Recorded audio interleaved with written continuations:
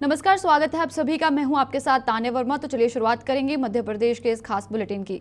Civil सेवा दिवस समारोह 2025 के अवसर पर प्रशासन अकादमी में नरोन्हा व्याख्यान श्रृंखला का आयोजन किया गया है, जिसमें प्रदेश भर के अधिकारी कर्मचारी शामिल हुए, जिसमें मुख्य अतिथि के रूप में प्रदेश के मुख्यमंत्री डॉक्टर मोहन यादव भी शामिल हुए।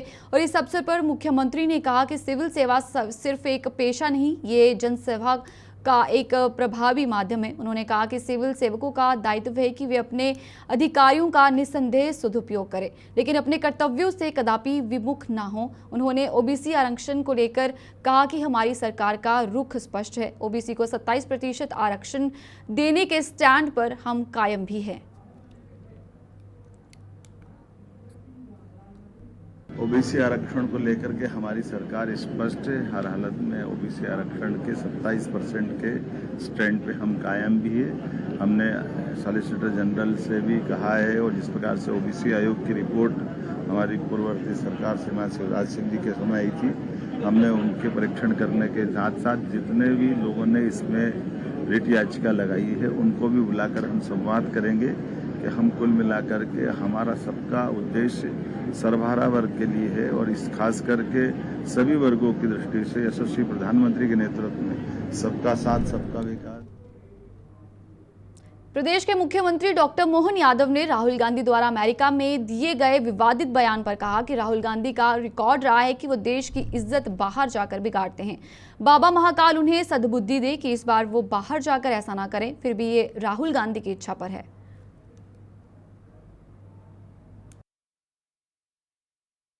राहुल गांधी का ये रिकॉर्ड रहा है कि वो देश की इज्जत बाहर जाकर बिगाड़ते हैं।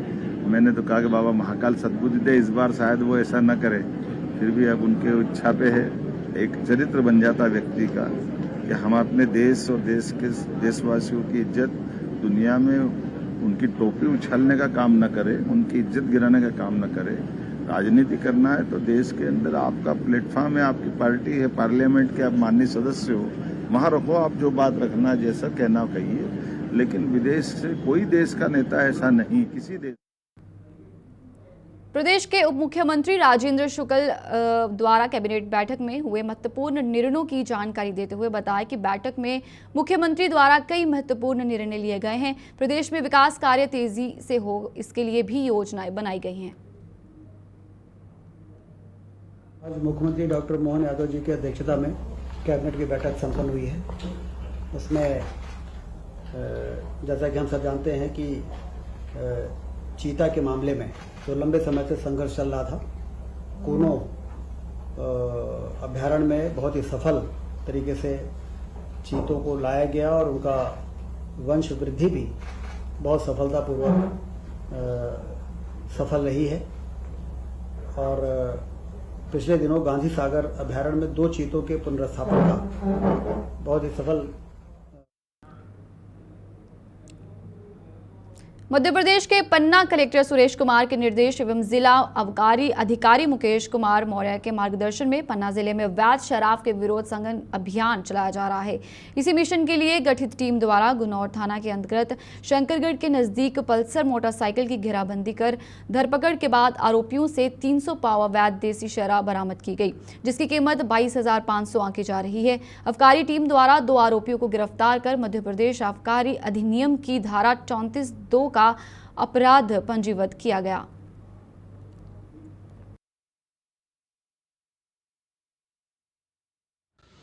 पन्ना कलेक्टर श्री सुरेश कुमार के निर्देश पर और जिला आबकारी अधिकारी श्री मुकेश कुमार मौर्य के मार्गदर्शन में पन्ना जिले में अवैध शराब के विरुद्ध लगातार सघन अभियान चलाकर कार्रवाइयाँ की जा रही हैं। इसी के तारतम्य में मुखबिर से सूचना प्राप्त हुई थी कि ग्राम कृष्णगढ़ थाना पवई से एक व्यक्ति मोटरसाइकिल में अवैध शराब लेकर गुनौर की तरफ आ रहा है, और मुखबिर की सूचना की पुष्टि करके उसकी सूचना हमने वरिष्ठ अधिकारियों को दी और उनके आदेश पर टीम बनाकर गुनौर के पास शंकरगढ़ चौराहे। राजधानी भोपाल स्थित प्रदेश कांग्रेस कार्यालय में कांग्रेस की पॉलिटिकल अफेयर कमेटी की बैठक हुई और बैठक में प्रदेश प्रभारी हरीश चौधरी, प्रदेश अध्यक्ष जीतू पटवारी, नेता प्रतिपक्ष उमंग सिंघार, पूर्व मुख्यमंत्री दिग्विजय सिंह, पूर्व केंद्रीय मंत्री अरुण यादव आदि मौजूद रहे।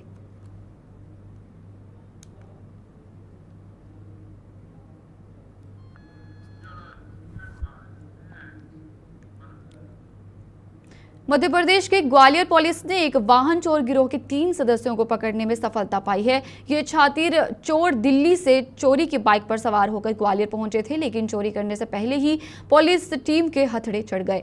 पकड़े गए चोर गिरोह से पुलिस को एक चोरी की बाइक मिली है। आरोपियों से पूछताछ जारी है। पकड़े गए चोरों से पूछताछ के बाद कुछ अन्य चोरी की घटनाओं का भी खुलासा हो सकता है। दरअसल पुरानी छावनी पुलिस द्वारा इलाके में वाहन चेकिंग की जा रही थी, तभी एक बाइक पर 3 युवक आते दिखे। पुलिस ने उनको रोककर जब बाइक के दस्तावेज मांगे तो उनके पास एक भी दस्तावेज नहीं मिला। ये थाना पुरानी छावनी का मामला है। इसमें चेकिंग में पुलिस जो चेक कर रही थी रोड पर, वहाँ पर 3 वाहन चोरों को पुलिस ने पकड़ा है। इसमें एक चोरी की गई बाइक को भी जब्त किया है। ये लोग दिल्ली और हरियाणा के रहने वाले हैं। इनसे जो पूछताछ की गई इसमें उन्होंने बताया कि ये दिल्ली और हरियाणा में से आकर यहाँ चोरी करते थे और यहाँ से बाइक ले जाकर दिल्ली हरियाणा में भी बेचते थे। तो उस संबंध में पुरानी छावनी पुलिस द्वारा इसमें सफलता प्राप्त की गई है। 3 इसमें लोगों को गिरफ्तार किया है। इनसे भी पूछताछ और भी करके जो भी तथ्य आएंगे उसके अनुसार इसमें और भी जो इनकी गैंग है और जिनके गैंग के सदस्य हैं उनके बारे में। राजधानी भोपाल के इंटखेड़ी थाना अंतर्गत चोरों ने बीनापुर पंचायत के समीप अंजनी नंदन धाम मंदिर के ताले तोड़े और कीमती सामान पर हाथ साफ कर दिया। मंदिर के प्रबंधक कृष्णा पचौरी ने बताया कि ये कोई नई बात नहीं है। यहाँ से कई बार चोर मंदिर में कीमती सामान ले जाते हैं।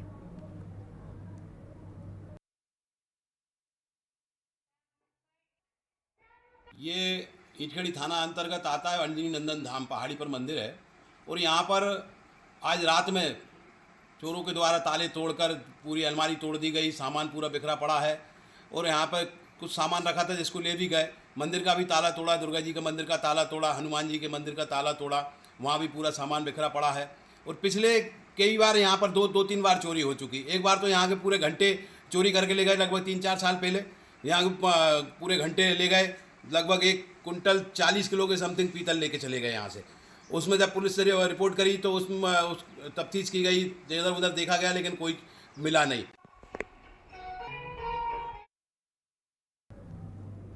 मध्य प्रदेश के सिंगरौली नगर निगम में इन दिनों कथित बिल घोटाला काफी जोर पकड़ा हुआ है। एक तरफ जहां प्रधानमंत्री नरेंद्र मोदी कहते हैं कि ना खाऊंगा और ना ही खाने दूंगा, लेकिन सिंगरौली की स्थिति इससे इतर है।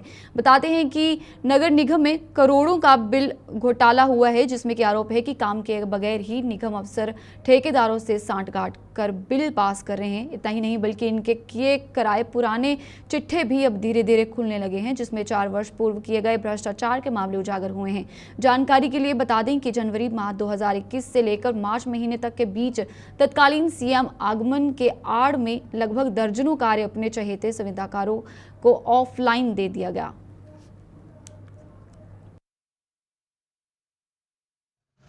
दो 2021 का एक मामला संज्ञान में आया है। जनवरी से मार्च के बीच में 2021 में 11 टेंडर हुए हैं, जो ऑफलाइन टेंडर के माध्यम से वो कार्य करवाए गए हैं।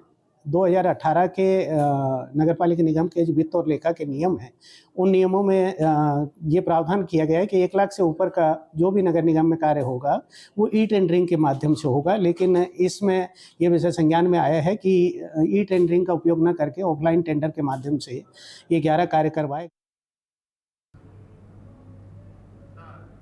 एक तरफ राज्य और केंद्र सरकार किसानों को सम्मान निधि देकर उनका सम्मान कर रही है, लेकिन गंजवा सौदा के जीवाजीपुर स्थित खरपरी खरीदी केंद्र और ककरावादा खरीदी केंद्र में किसानों को बेवजह परेशान किया जा रहा है।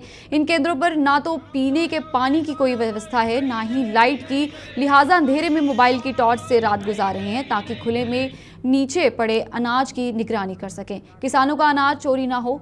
यही केंद्रों पर किसान 2-3 दिन से तुलाई करने के इंतजार में भी डेरा डाले हुए हैं। समस्याओं से परेशान किसानों ने खरपरी खरीदी केंद्र पर हंगामा खड़ा कर दिया है और एक लिखित शिकायत एसडीएम विजय राय के नाम खाद्य अधिकारी पिंकी शक को सौंप दी है।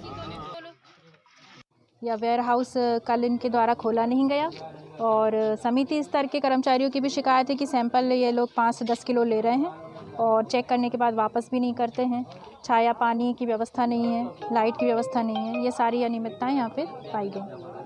तो मैम आपको लगता है यहाँ पर कितने किसानों के साथ कैसे लूट मच रही है? इसके पहले भी खरपरी का केंद्र चेक किया था, उसमें मौके पर एक नॉन एफएक्यू किसान की तौल चालू हो गई थी वो हमने मौके पर आकर बंद करवाई थी और किसान को छान कर लाने को वापस भी कहा था। मेरा नाम भगत सिंह रघुवंशी है। भारतीय किसान संघ का तहसील अध्यक्ष का दायित्व है।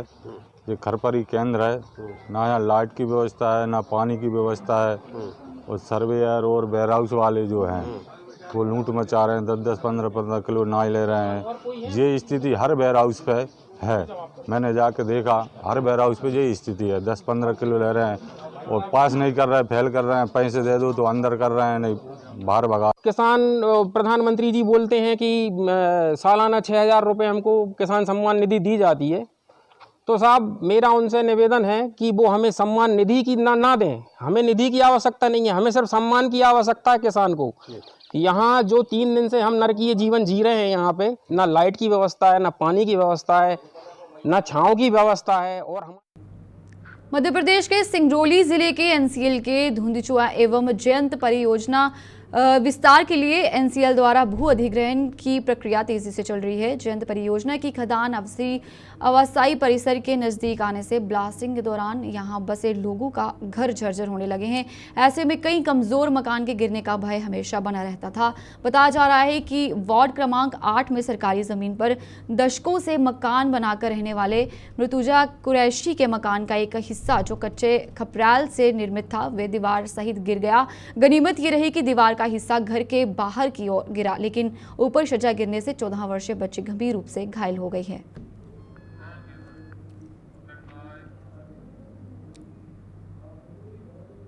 चलिए, मध्य प्रदेश के इस खास बुलेटिन में फिलहाल इतना ही। मुझे दीजिए इजाजत। नमस्कार।